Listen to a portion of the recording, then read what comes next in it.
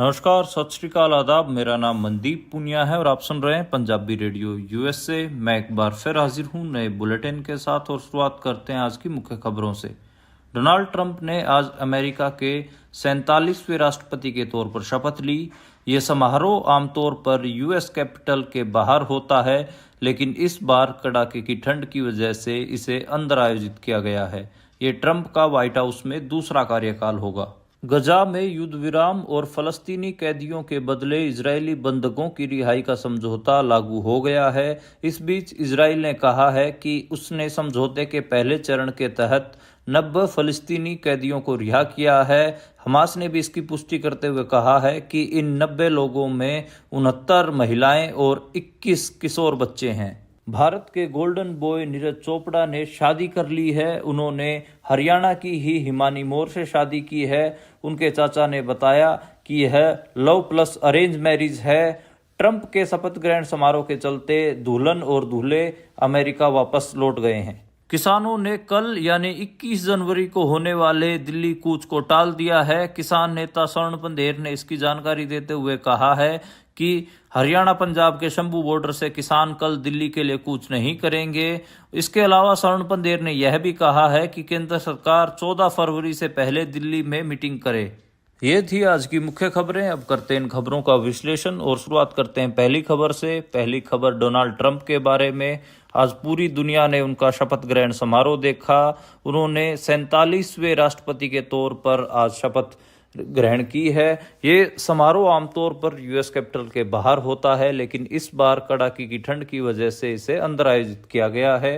ये ट्रंप का white house में दूसरा कार्यकाल है। वहीं जेडी वॉन्स ने अमेरिका के उपराष्ट्रपति पद की शपथ ली है। ट्रंप के राष्ट्रपति बनने के बाद से ही लगातार यह कहा जा रहा है कि वे 200 से भी ज़्यादा कार्यकारी आदेशों पर हस्ताक्षर कर सकते हैं। इसमें वे कार्यकारी आदेश शामिल होंगे जो कानूनी रूप से बाध्यकारी हैं। कार्यकारी आदेश राष्ट्रपति की ओर से संघीय सरकार को जारी किया गया एक लिखित आदेश है, जिसके लिए अमेरिका की संसद की मंजूरी की जरूरत नहीं होती है। ट्रंप ने अपने पहले कार्यकाल के दौरान 220 कार्यकारी आदेशों पर हस्ताक्षर किए थे, जिनमें से कुछ को अदालतों में चुनौती दी गई। जो बाइडेन ने 160 कार्यकारी आदेश जारी किए और बराक ओबामा और बुश ने 277 और 291 आदेश जारी किए। ट्रंप अमेरिका से अवैध प्रवासियों को निकालने की घोषणा कर सकते हैं। ट्रंप ने यह भी कहा है कि वह उस लंबे समय से चली आ रही नीति को खत्म कर देंगे जिसने संघीय आप्रवासन अधिकारियों को चर्चों और स्कूलों पर छापे मारने से रोक दिया। किसी भी बड़े देश निकाला कार्यक्रम को लॉजिस्टिकल कठिनाइयों, अरबों की लागत और कई कानूनी चुनौतियों का सामना करना पड़ता है। Remain in Mexico. ट्रंप जल्द ही अपनी रिमेन इन मैक्सिको नीति को फिर से लागू करने के लिए आगे बढ़ सकते हैं, जिसने उनके पहले कार्यकाल के दौरान लगभग 70,000 गैर मैक्सिकन शरण चाहने वालों को सुनवाई का इंतजार करने के लिए सीमा पार से मैक्सिको लौटा दिया था। ट्रंप ने 150 साल पुराने उस संवैधानिक अधिकार को हास्यास्पद बताया है, जिसके मुताबिक अमेरिका जमीन पर जन्म लेने वाला कोई भी व्यक्ति अमेरिकी नागरिक है और उसे पहले ही दिन खत्म करने का संकल्प लिया है। लेकिन ऐसा करने के लिए एक कार्यकारी आदेश जारी करने से कहीं ज़्यादा मुश्किल है, क्योंकि जन्मजात नागरिकता की गारंटी अमेरिकी संविधान में स्पष्ट रूप से दी गई है। अगली खबर की ओर बढ़ते हैं, जो अगली खबर गजा से आई। गजा में युद्ध विराम और फलस्तीनी कैदियों के बदले इजरायली बंधकों की रिहाई का समझौता लागू हो गया। इस बीच इजरायल ने कहा कि उसने समझौते के पहले चरण के तहत 90 फलस्तीनी कैदियों को रिहा कर दिया है। हमास ने भी इसकी पुष्टि करते हुए कहा कि इन 90 लोगों में 69 महिलाएं और 21 किशोर बच्चे हैं।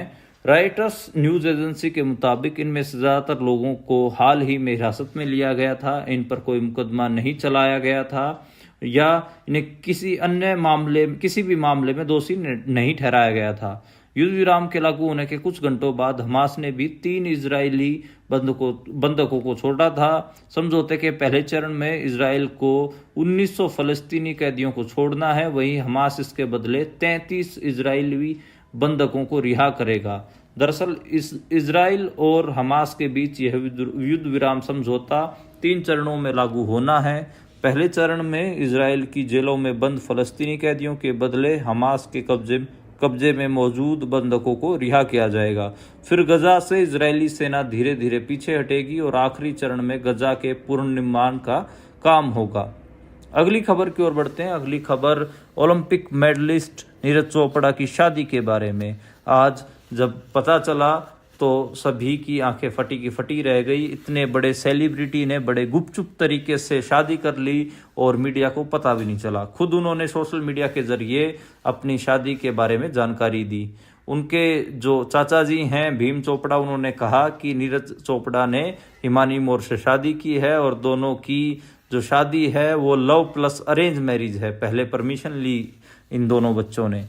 अगर हम बात करें तो हरियाणा के पानीपत के रहने वाले गोल्डन बॉय नीरज चोपड़ा और सोनीपत की टेनिस प्लेयर हिमानी मोर, इन दोनों ने सोलन के लग्जरी रिजॉर्ट सूर्यविलास में शादी की थी।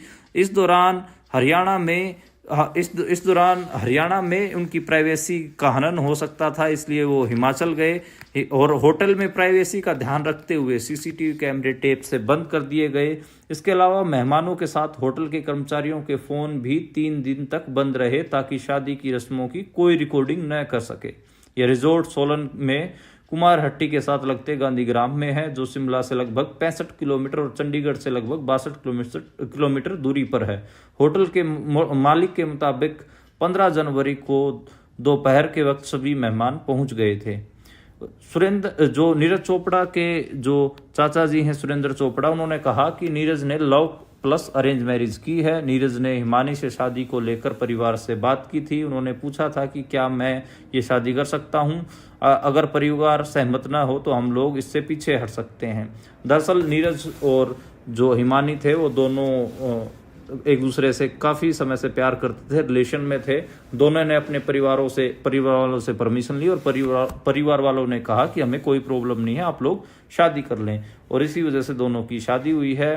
जो हिमानी हैं वो जानी मानी टेनिस खिलाड़ी हैं और अमेरिका में इस समय में वो काम कर रही हैं, वहाँ पर जूनियर कोच भी हैं, इसके अलावा टेनिस भी खेलती हैं और दोनों की अब शादी हो गई है। आज अमेरिका में डोनाल्ड ट्रंप का राष्ट्रपति के तौर पर शपथ ग्रहण था। इससे पहले सभी विदेशी स्टूडेंट्स को वापस अमेरिका पहुंचना था, इसलिए हिमानी अमेरिका लौट गई हैं।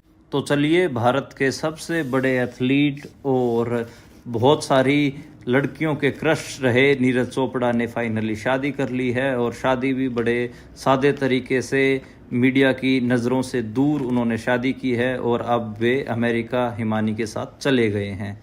अगली खबर की ओर बढ़ते हैं और जो अगली खबर वो किसान आंदोलन से आई। किसानों ने अपने दिल्ली कूच को टाल दिया है। आज शंभू बॉर्डर पर अपनी प्रेस कॉन्फ्रेंस में किसानों ने बताया कि वे कल 21 जनवरी को अपनी जो 101 किसान दिल्ली कूच करना चाहते थे वे नहीं करेंगे। इसके अलावा आज किसान नेता स्वर्ण पंदेर ने ये भी कहा कि जो जगजीत सिंह डल्लेवाल हैं उनसे वो खाना पीना शुरू करें। उन्होंने इस बात का अनुरोध किया, लेकिन जगजीत सिंह डल्लेवाल ने खाना पीना नहीं शुरू किया है। उन्होंने सिर्फ ग्लूकोज अपने लगवाई है, ड्रिप लगवाई है, बाकी वो मुंह से कोई भी अन्न ग्रहण नहीं कर रहे हैं और उनकी भूख हड़ताल को आज 56 दिन हो गए हैं। स्वर्ण पंदेर ने कहा कि 14 फरवरी से पहले केंद्र सरकार को किसानों के साथ दिल्ली में मीटिंग करनी चाहिए। ये जो मीटिंग है चंडीगढ़ की बजाय दिल्ली में हो। इसके अलावा उन्होंने कहा कि टेबल और ग्राउंड पर मोदी सरकार को किसान हरा सकते हैं और इसलिए जो मीटिंग है वो होनी चाहिए। इससे पहले सुबह पंदेर ने कहा था कि दिल्ली कूच करेंगे, लेकिन शाम होते होते पंदेर ने अपनी स्टेटमेंट बदली और कहा कि 14 फरवरी के चंडीगढ़ में बातचीत के न्योते को देखते हुए हमने ये फैसला लिया है। अगर हम और बात करें इसको लेकर तो जो एसकेएम के नेता हैं दर्शनपाल सिंह, उन्होंने भी कहा था कि सांसदों के माध्यम से प्रधानमंत्री नरेंद्र मोदी तक संदेश भेजने का हम प्रयास कर रहे हैं ताकि किसानों से जल्दी बातचीत शुरू हो। एसकेएम ने यह भी कहा कि सभी किसान घेराव करने की बजाय ईमेल के जरिए सांसदों को मांगों का ज्ञापन भेजें। 26 जनवरी को देश भर में ट्रैक्टर मार्च निकाले जाएंगे। डल्लेवाल ने कहा है कि अनशन जारी रहेगा। केंद्र सरकार की ओर से 14 फरवरी को बातचीत का प्रस्ताव आने के बाद भी जगजीत डल्लेवाल का मन नहीं डोला। उन्होंने साफ कह दिया है कि वो सिर्फ मेडिकल सुविधा ले रहे हैं, लेकिन कोई भी अन्न अपने मुंह से ग्रहण नहीं कर रहे हैं। उन्हें ग्लूकोज लगाया गया है। इधर जो जगजीत सिंह डल्लेवाल की जो डॉक्टरों की टीम है, उसमें उनका कहना है कि 14 फरवरी तक केवल मेडिकल एड के ऊपर वो जिंदा रहने के काबिल नहीं है उनका शरीर, और उनको काफ़ी डैमेज हुआ है। इसलिए उन्होंने, जो उनकी डॉक्टरों की टीम है, वो भी लगातार उनके ऊपर दबाव बना रही है कि उनको कुछ खाना पीना शुरू करना चाहिए। हरियाणा पुलिस ने भी थोड़ी सख्ती बरतते हुए किसानों को अब नोटिस भेजने शुरू कर दिए हैं, क्योंकि हरियाणा में भी किसान आंदोलन की आठ दिख रही है। उसका रीजन मैं बताता हूँ। आज हरियाणा के दो बड़े जिले, खापलैंड जिनको कहा जाता है, किसानी बेल्ट जिनको मेनली कहा जाता है, जींद और हिसार, दोनों में आज बड़ी खाप पंचायतों की मीटिंग हुई है। जींद में 26 जनवरी को ट्रैक्टर मार्च निकाले जाएंगे और एमएसपी कानून की मांग के लिए लगातार गांव-गांव तैयारी हो रही है। आज हरियाणा के जींद के गुलकणी गांव में, जहां पर 9 किसानों की शहादत भी हुई थी एक समय में, वहां पर भारतीय किसान यूनियन और नौगामा खाप की बैठक हुई। इसमें फैसला लिया गया कि 26 जनवरी को नौगामा के 21 गांव समेत जिले भर में किसानों द्वारा ट्रैक्टर मार्च निकाले जाएंगे। सैकड़ों ट्रैक्टर इस यात्रा में शामिल होंगे। हर ट्रैक्टर पर भारतीय किसान यूनियन का झंडा लगाया जाएगा। बैठक में कहा गया कि 26 जनवरी को ही गुलकणी के शहीदी स्मारक पर 105 फीट ऊंचा झंडा भी फहराया जाएगा। बैठक की अध्यक्षता नौगामा खाप के प्रधान सुरेश बैबलपुर ने की। इसके अलावा आसपास की जो खापें थी जींद की, वो भी इसमें पहुंची हुई थी। हिसार में भी ऐसी ही खाप पंचायतों की बैठक हुई है और इसमें बैठक में महम चौबीसी, दैया, सातबास, खटकड़, सातरोड़, फोगाट, हुड्डा, संधू, गिल, काद्याण, ये सब खापें पहुंची हुई थी। और इन सभी खापों ने कहा कि 14 फरवरी तक किसानों की मांगे पूरी नहीं की गई तो देशव्यापी बड़ा आंदोलन किया जाएगा। और 26 जनवरी की भी जो ट्रैक्टर मार्च है, उसकी बात भी खापों ने कही है। अगली खबर की ओर बढ़ते हैं और अगली खबर बठिंडा से। बठिंडा में भी किसानों की पुलिस के साथ झड़प हुई है। बठिंडा में किसान और पुलिस के बीच जो झड़प हुई है वो रामपुरा फूल कस्बे के गांव की है और पुलिस गांव में नक्शाबंदी करने के लिए आई थी, जिसका किसानों ने जमकर विरोध किया। इस दौरान पुलिस और भारतीय किसान यूनियन एकता उग्राहा के सदस्यों के बीच बहस हो गई। इस घटना में पुलिस ने किसानों की ट्रालियों जब्त कर ली, जिसके बाद प्रदेश अध्यक्ष जोगिंदर सिंह उग्राहा के नेतृत्व में बड़ी संख्या में किसान मौके पर पहुंच गए। दोनों पक्षों के बीच तीखी नोकझोंक और हाथापाई की स्थिति बन गई। किसानों के बढ़ते विरोध के सामने प्रशासन को झुकना पड़ा और जब्त की गई ट्राली वापस करनी पड़ी। किसान नेता झंडा सिंह जेठूके ने आरोप लगाया कि पंजाब सरकार कॉरपोरेट घरानों के हित में काम कर रही है। उन्होंने कहा कि मैपिंग और मुरब्बाबंदी के जरिए किसानों की जमीन छीनने की कोशिश रची जा रही है। उन्होंने यह भी कहा कि 4 दशकों से किसान इन जमीन पर खेती कर रहे हैं और अब जबरन नक्शा बनाने की कोशिश की जा रही है। किसान नेताओं ने चेतावनी दी कि अगर प्रशासन ऐसी कार्रवाई जारी रखेगा तो इसका कड़ा विरोध किया जाएगा। तो बठिंडा में कई पहले भी भारतमाला वाले प्रोजेक्ट को लेकर झड़पें हो चुकी हैं और जो पंजाब में जो भारतमाला की जो किसानों की जमीनों को हड़पने वाला मामला है कम दामों में, वो भी लगातार चल ही रहा और अब ये मामला देखने को मिला है। तो किसानों का पंजाब और हरियाणा में तो काफ़ी, मैं कहूँगा कि बुरा समय चला हुआ है और किसान लगातार अब आंदोलन कर रहे हैं, लेकिन सरकारों का रुख किसानों के प्रति बहुत ज़्यादा खराब है। अगली खबर की ओर बढ़ते हैं और अगली खबर बलवंत सिंह राजोवाणा की आज सुनवाई को लेकर हुई।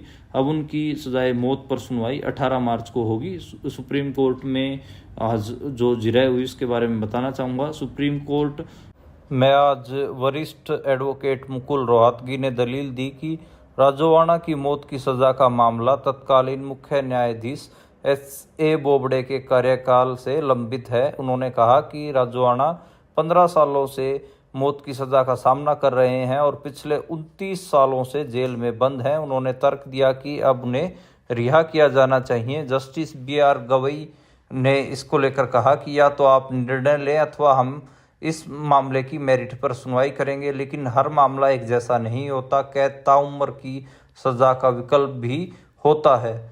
इसके जवाब में जो रोहतगी उन्होंने कहा, भुल्लर मामले में मौत की सज़ा को उम्र कैद में तब्दील कर